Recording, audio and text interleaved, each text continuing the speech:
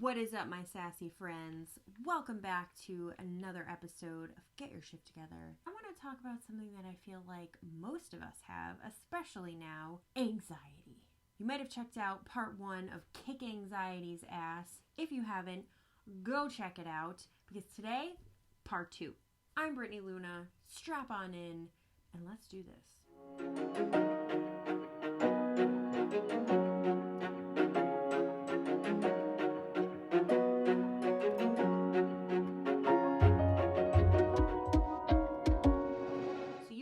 That I struggled with my mental health for years.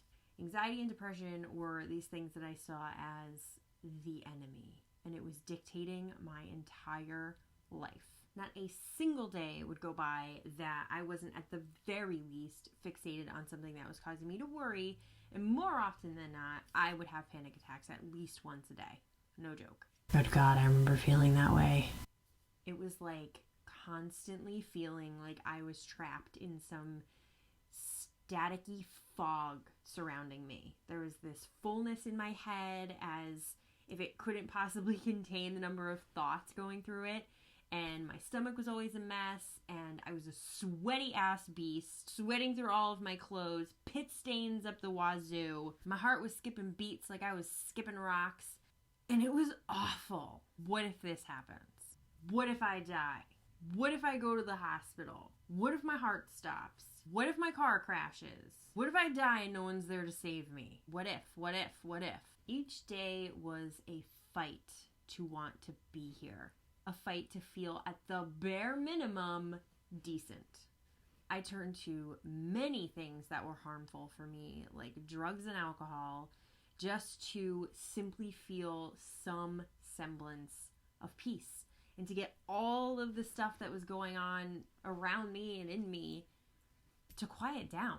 And I tried so hard to outrun the way that I was feeling, and it only left me more exhausted.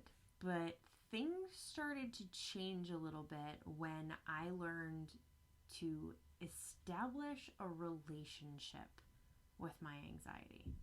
I don't want no part of my fucking anxiety. I want it gone. Brittany, you're crazy. Hear me out. Rather than outrunning the experiences I was having, rather than asking, why are you doing this? I started to ask, what are you showing me? What is my anxiety trying to tell me about who I am, about the situations that I'm in, about the patterns I've created up until this point? What is it that I can stand to gain or to learn from my anxiety? Now, this is not something to use to figure out like when your anxiety started or to backtrack. This is a tool to use in the moment, going forward, as it's happening. Perhaps your anxiety is telling you a story about your fear of judgment from peers or family. Perhaps it's sharing the importance of caring for our body in a healthy way. Maybe even your anxiety is showing you that there are very specific people that you respond to in a way that fills you with anxiety or stress. For many of us, anxiety can be a beautiful reminder that we are taking on too much, or simply need to slow down and take some time for ourselves to just breathe and recalibrate our minds that are constantly being stimulated between peopling, technology, social media, everything. I know for me that when I get really overwhelmed by taking on too much, I start to feel the anxiety festering inside of me, and I start to get super irritable. But now I can catch it ahead of time because I know that those feelings are trying to tell me something, and I know what they mean. I know back in the day, I had terrible health anxiety, and I was always worried that I had some festering illness or that I was going to die at any second. Yet I was chain smoking 2 packs of Newport Light 100s every day and drinking myself stupid. The anxiety that I had around my health might very well have been pointing me in the direction of needing to treat my body a little bit better.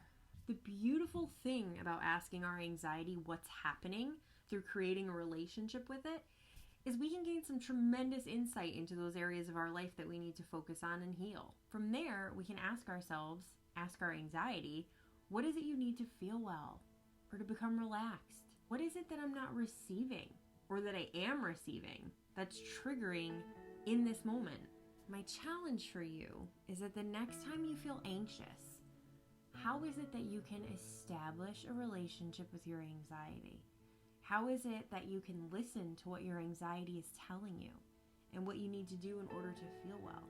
What can you learn by listening to your anxiety? Now, don't get me wrong. This is not an end-all, be-all, make my anxiety go away in 2-second technique. This type of work is helping us to truly unravel the tie that anxiety has on our life right now over time. It takes work, it takes effort, but if we pay attention and we do that work, the anxiety will start to shift. If we start to listen to our anxiety, it might teach us quite a bit. And once we learn from it, it might not have to be in our life anymore because it's served its purpose. This is not an easy challenge, and you do not have to go through it alone. If you have a therapist, you can work with your therapist on this. If you have a support system, you can work with your support system. And I'm available for sessions too, so you can always reach out to me if you need to. Thank you so much for tuning in to part 2 of Kick Anxiety's Ass. Part 3 will be out very soon, so stay tuned. If you haven't seen part 1 yet, make sure you go check it out. If you liked this video, make sure that you click like, leave a comment, share it with your friends. Sharing is caring. Please subscribe. Don't forget to follow me on Instagram at BrittanyLunaShift. Till next time, friends, keep your shift together.